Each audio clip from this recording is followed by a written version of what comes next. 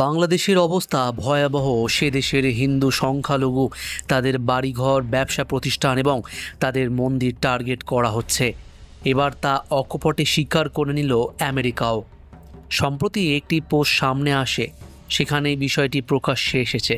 পোস্টে আমেরিকার তরফে লেখা হয়েছে, বাংলাদেশ যখন তার অন্তর্বর্তী সরকারের শপথ নেওয়ার প্রস্তুতি নিচ্ছে, তখন সমস্ত সরকারি কর্মকর্তা, নতুন প্রশাসন এবং পুলিশ প্রধান এবং বাংলাদেশের জনগণকে দেশ জুড়ে যে সহিষ্ণুতা দেখা দিয়েছে তা বন্ধ করার জন্য যথাসাধ্য চেষ্টা করার জন্য অনুরোধ করছে আমেরিকার গভর্নমেন্ট।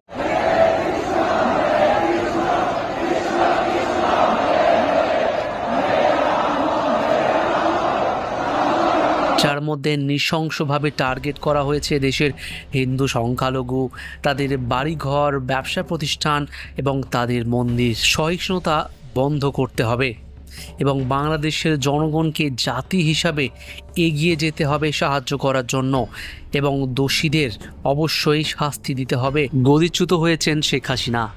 এই আবহে সেখানে জামাতি বিক্ষোভকারীদের তাণ্ডবে অবস্থা খারাপ হিন্দুদের। বাংলাদেশের বিভিন্ন প্রান্তে হিন্দুদের বাড়িতে হামলা হয়েছে, লুটপাট চলেছে, মন্দিরে ভাঙচুর হয়েছে। তবে নয়া অন্তর্বর্তীকালীন সরকার গঠন হওয়ার পর এবার এই সব হিংসা বন্ধের দাবিতে পাল্টা চাপ সৃষ্টি শুরু হলো সেদেশের হিন্দুদের তরফ থেকে। এই আবহে শনিবার মুখ খোলেন সেদেশের অন্তর্বর্তীকালীন প্রধানমন্ত্রী মোহাম্মদ ইউনূস। তিনি বলেন, সংখ্যালঘুরা কি এই দেশের নাগরিক নন? যদি সারা দেশকে রক্ষা করা সম্ভব হয়, কয়েক ঘর মানুষকে কি আমরা রক্ষা করতে পারবো না? সংখ্যালঘুদের ওপরে যাতে কেউ হামলা না করতে পারে সেটা নিশ্চিত করতে হবে। তারাও আমার ভাই, তারাও আমাদের সঙ্গে লড়াই করেছে, আমরা একসঙ্গে থাকবো।